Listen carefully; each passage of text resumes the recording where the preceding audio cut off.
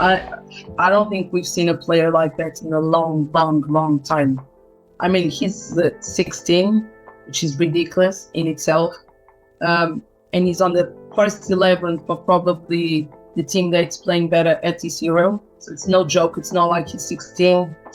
Let's save him, let's introduce him to professional football. Now he's on the first 11 for Barcelona. It doesn't matter who the coach is. He's on the first 11 for the Spanish team. And that partnership with Nico Williams, the way they just playing on and off the pitch. He's just pure talent. Lamine Yamal is my favorite player because, he's only 16 years old, but still has a huge impact in the Spain team. The same has to be said about Nico Williams, but for me, Lamine Yamal, especially the passes he's able to give, that split through the defense, and also his pace. He's very young, and against those physical defenders, he's still able to get past them and be able to deliver some amazing assists to the players of Spain. So for me, Lamine Yamal is already the player of the tournament. I still don't believe that Lamine Yamal is 16 years old. Incredible, 16 years old. I still don't remember where I was when I was 16 years old, and he's still in school. He's still doing his homeworks at the hotel and the Spanish camp. Lamine Yamal is spectacular. I think he's the next big one in world football. His impact for Spain is huge.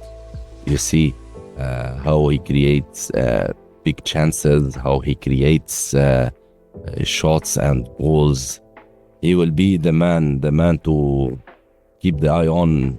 He's totally unbelievable. A player of his age, to play such great matured football and be a key player for a big nation like Spain. Spain has produced so many great players, world's best players, and they've got the top competition pedigree as well. And now they seem to rely on a 16-year-old to do some magic, and he's been great. He's been exceptional. And again, for a 16-year-old to play so well, it's unbelievable. I think he's a special player. He makes things happen. He makes the team play, and he is involved in the game. He also creates goals, which is very important for a winger. So I'm quite impressed with him, and I see a great future in him. I think that the goalkeeper that stood out for me, and that will be one of the biggest highlights of the tournament, was Portugal's Douglas Costa with his heroic penalty saves, 3 penalties in a big tournament. He reminded me of my countryman Ronwen Williams, who also did the same in the AFCON. And they make saving penalties look easy. It's very difficult to save a penalty kick, more especially with the Euro, that 1 foot must be on the line.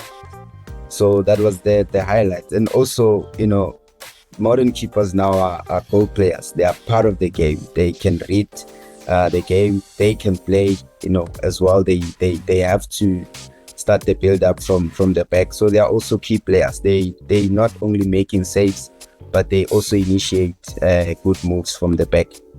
I think they have been undervalued 100%. I mean, you undervalued as in being part of the team, and also undervalued in terms of the markets. Now goalkeepers are right up there with some of the best paid players on the field. And I was actually thinking the other day that how many goalkeepers now are the caliber of just being a great shot stopper, aka David De Gea, to more of a goalkeeper who can play, because a lot of teams build up with goalkeepers the whole time. We talk about why do they keep picking Pickford, but he's probably out of the 3 with Dean Henderson, and I forgot who the third one is, but it's probably he's the best playing keeper as well, and he's not a very shot stopper as well. So there have been the stars, but I also think there's more limelight on goalkeepers now in the last couple of years as well. With obviously VAR, they've had to make more penalty saves, they get to do penalties more, and all that kind of stuff.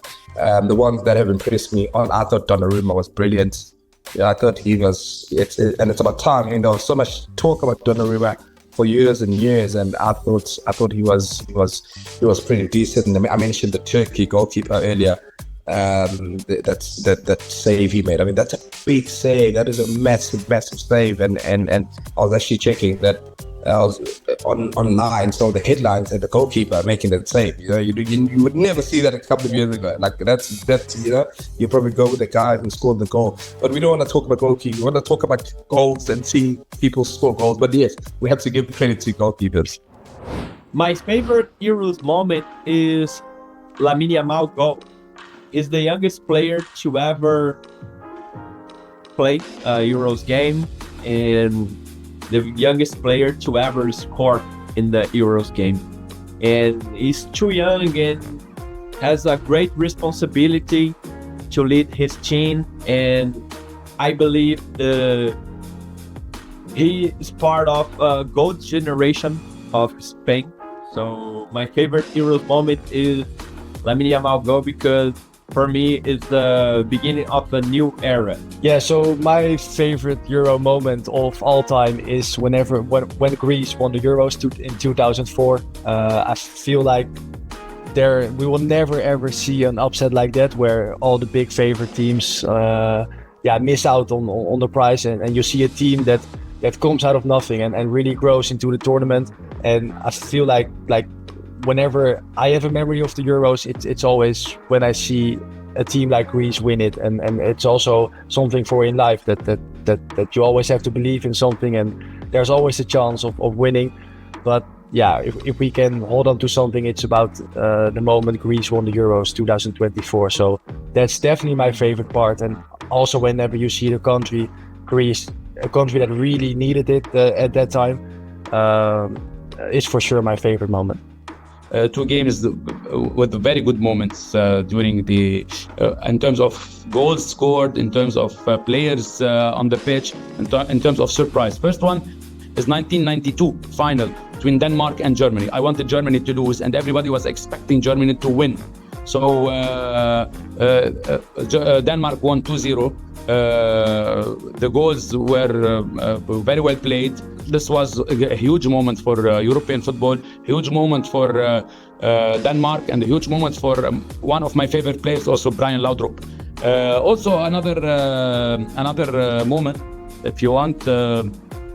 Also, it was very big in European football. The moment when Greece won the Euro, and the corner scored. I still remember. Maybe they scored by a corner.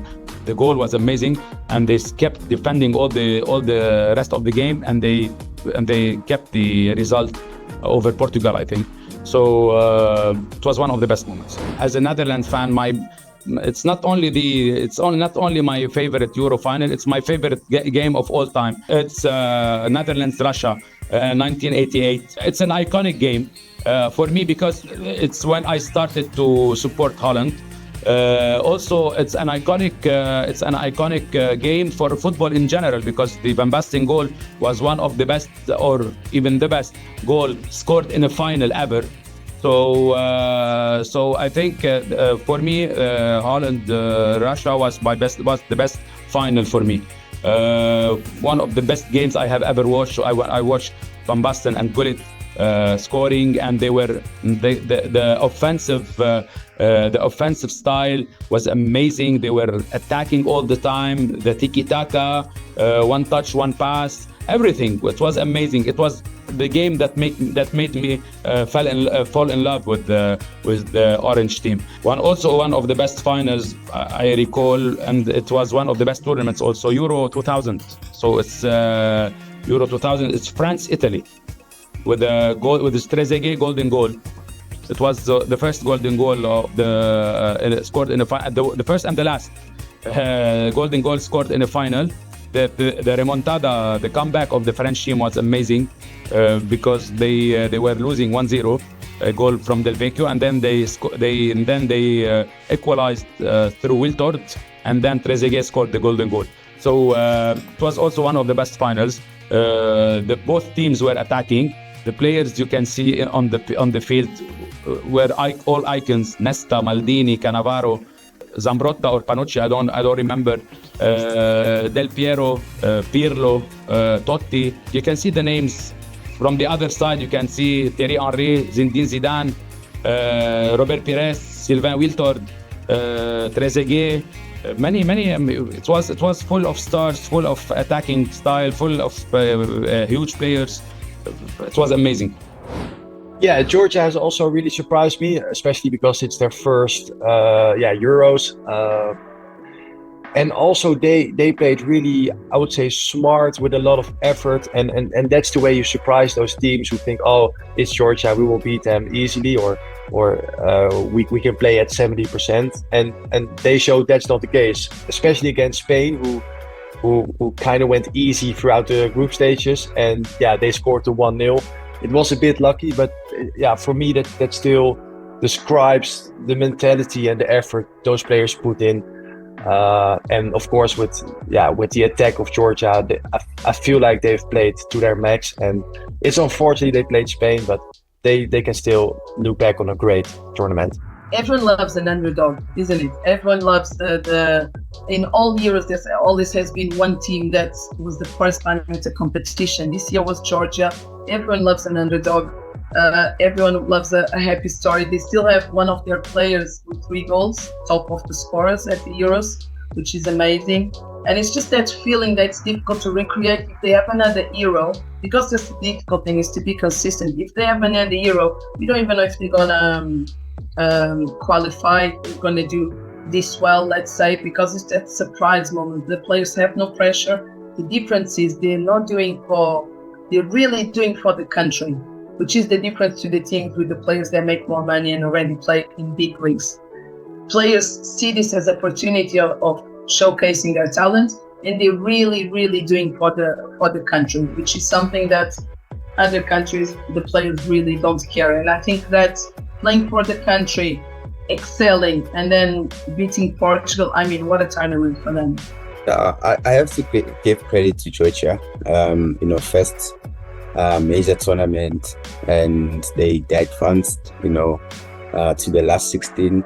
I think they played well. They played with energy, and also you could see that they're also driven by passion as well, and they were very deadly on transition. And they had a great player that plays for Napoli, who's a star player, one of my favorite players. And also in the last 16, they did their best. I think they played well for the longest time in the game, 60 minutes plus. They had chances. It's unfortunate that they were playing against a team that's very experienced, a team that doesn't panic, a team that has a strong footprint in big competitions.